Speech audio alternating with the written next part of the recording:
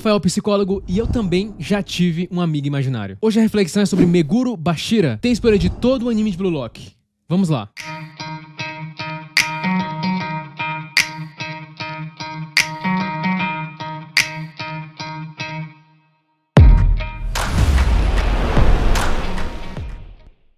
Além da habilidade de driblar muito bem e ser meio que um Ronaldinho ali entre os personagens de Blue Lock, Bashira é alguém extremamente motivado no que diz respeito ao futebol. Para mim é o personagem mais apaixonado pelo esporte no anime, pelo menos até onde eu vi, né, até agora. Ele é simplesmente apaixonado por esse esporte. Quando criança ele já amava o futebol. Tudo para ele era isso. Identifiquei, viu?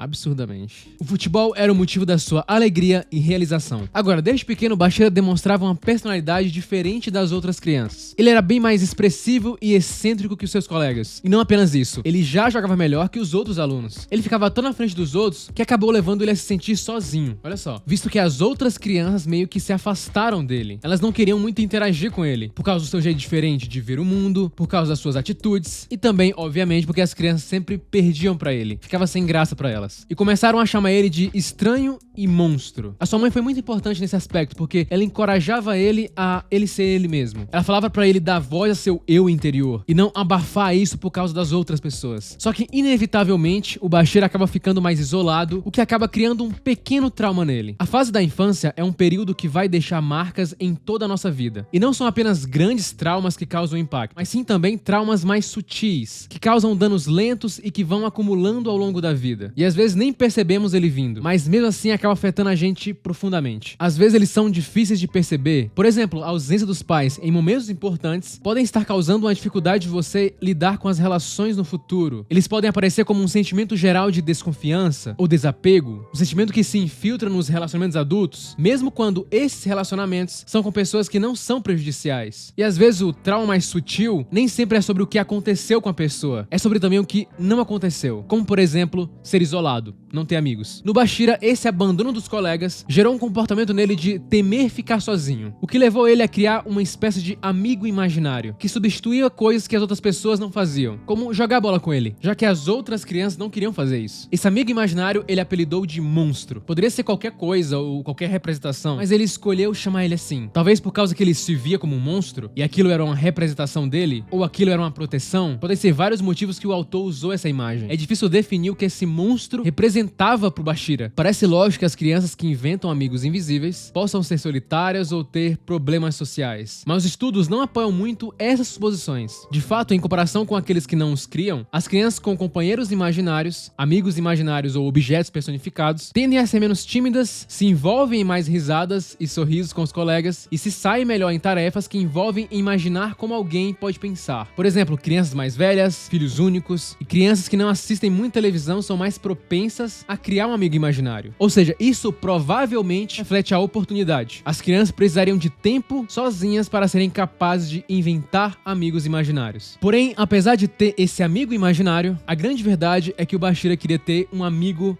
real, um amigo de verdade. Mas vamos chegar nessa parte. Um fato curioso é que as meninas são mais propensas a terem amigos imaginários. Geralmente elas criam amigos imaginários que elas possam cuidar. Elas conseguem ser cuidadoras e professoras também. Enquanto os meninos costumam criar amigos imaginários mais fortes, poderosos, como se eles espelhassem nele, que é o caso do Bashira. O monstro que ele criou, inclusive, é uma coisa bem da hora, né? A arte dele eu acho muito da hora. Meu amigo imaginário era tipo o Jack Frost. Ele me dava muitos conselhos. Ainda hoje, né? Ele até me ajuda aqui nos roteiros do canal. Amigos imaginários podem ser uma fonte de conforto quando uma criança está passando por dificuldades. Existem muitos estudos de caso de crianças inventando amigos imaginários para ajudá-los a lidar com experiências traumáticas. Um estudo baseado em entrevistas com estudantes do ensino médio com alto risco de desenvolver problemas de comportamento descobriu que ter um companheiro imaginário estava associado a melhores estratégias de enfrentamento, porém uma maior dificuldade em se relacionar socialmente. A mãe do Bashira fala, né? A coisa que você está tentando acreditar é algo efêmero, mas importante. Como o Bashira tinha dificuldade de fazer amigos pelo seu jeito diferente, pelas suas habilidades, ele cria essa amizade para ajudar a motivar ele. E esse amigo imaginário de alguma forma dá mais força para ele e o ajuda a atingir objetivos. Como eu falo aqui no canal, a gente é muito a história que a gente conta para si mesmo. E os nossos pensamentos alteram o nosso emocional e o nosso fisiológico. Grande parte dos estudos nas últimas décadas mostra que os amigos imaginários ajudam as crianças pequenas a aprender sobre o seu ambiente, se dar bem com os outros e resolver problemas. Esses esses amigos inventados podem ajudar uma criança a gerenciar uma mudança de vida, como uma mudança na família, o nascimento de um irmão,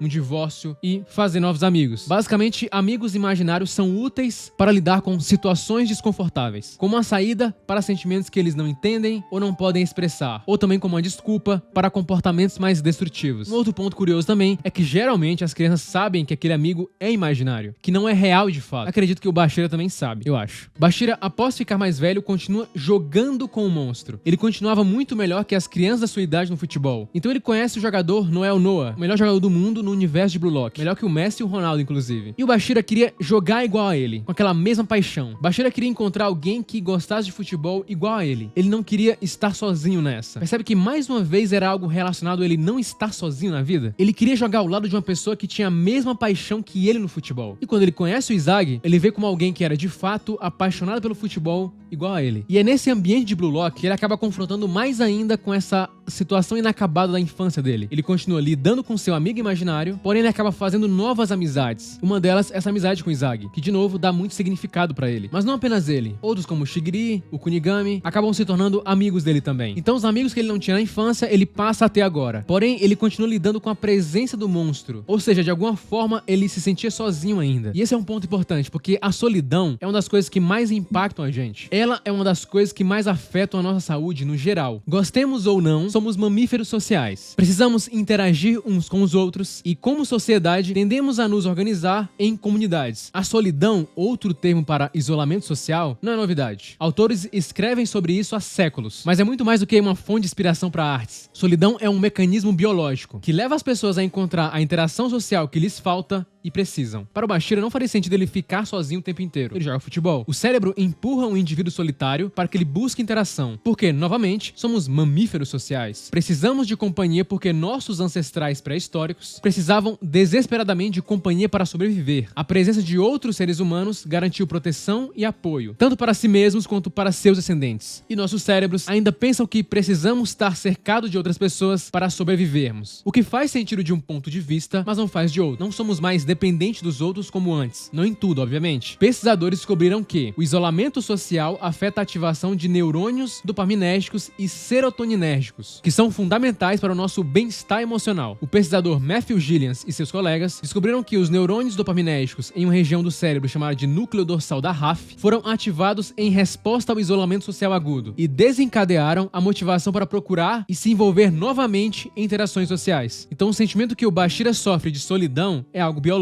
E saber disso pode te ajudar. Afinal, sentir isso não necessariamente significa que tem algo errado com você. E essa é a chave para crescer e desenvolver relacionamentos saudáveis com os outros. E com nós mesmos também. Bashira precisava encontrar uma maneira de aproveitar sozinho, que era algo que ele tinha dificuldade de fazer. Ele tinha que encontrar o seu próprio caminho. Embora a solidão seja considerada um sentimento negativo, a ciência mostra que na verdade é um sentimento que impulsiona a gente a não se colocar em desvantagem. É igual quando você sente dor física. Se algo está te machucando, é enviado uma dor para você entender que tem algo errado. Com a solidão, é algo semelhante. Assim, a solidão não pode nos matar por si só, mas se não for mitigada, pode desencadear ansiedade, depressão e estresse, que vão levar pessoas a uma vida mais infeliz. Então a solidão é uma mensagem do cérebro para a gente procurar mais conexão, mas é sempre importante procurar o seu próprio caminho também. Viver bem consigo mesmo. Afinal, os outros não estão no seu controle. A única pessoa que você tem algum controle de fato é você mesmo. Esperar sempre pelos outros é um caminho bem complicado. Afinal, cada um tem sua própria vida. O arco ali do jogo contra o time do Izagi ajuda o Bashira a se conhecer melhor. Ele passa a entender que não precisava de outra pessoa para dar significado à vida dele. Ele já gostava do futebol e ele era mais do que suficiente para isso. E é nesse momento justamente que ele se desprende do monstro. É uma poderosa mensagem do seu desprendimento de uma dependência que ele criou lá na infância. Ele também se distancia daquela dependência que ele tinha do Izagi ou de qualquer outra pessoa que pudesse estar ali do lado dele. E o mais curioso é que ele percebe que com isso a amizade dele com o Izagi poderia melhorar ainda mais, sem que ele precisasse depositar toda a sua vida naquilo. Da próxima vez que você se sentir solitário, pense no seu núcleo dorsal da RAF. Os neurônios estão apenas tentando te ajudar. Ouça eles. Encontre suas interações sociais e dê a esses neurônios uma pausa. Bashira começa a ir apenas com sua voz guiando o seu caminho. Ele não precisava mais da validação de outras pessoas. O monstro ajudava ele, mas ao mesmo tempo tempo fazia ele perder o contato consigo mesmo. E aí é meio que ele se torna o seu próprio monstro. Ele se desgarra dessa necessidade de ter que estar jogando baseado em uma imagem de alguém específico. A solidão é uma questão complexa. Há muitas razões pelas quais nos sentimos sozinhos, mas também há muitas maneiras de lutar contra isso. A solidão pode ser uma epidemia, mas você não precisa ser vítima dela. Ter pessoas ao redor vai ajudar bastante a gente na nossa própria jornada. Mas como o Bashira diz, essas pessoas vão ajudar muito a gente na nossa jornada. Porém, no final, a única pessoa que de fato pode te salvar